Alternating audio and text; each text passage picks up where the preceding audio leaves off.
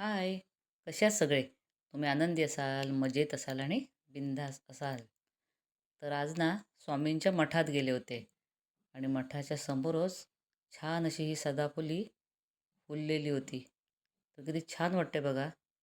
अगदी सुंदर अशी फुलं आणि हिरवीगार याची पानं आणि पाऊस पडल्यामुळे ही छानच अगदी टवटवीत झालेली आहे.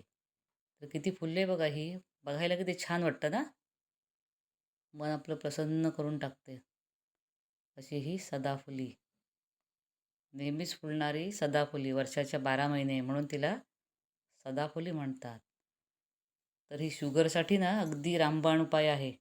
सकाळची तुम्ही जर 3 पानं खाल्लात तर शुगर नॉर्मल होण्यास मदत होते.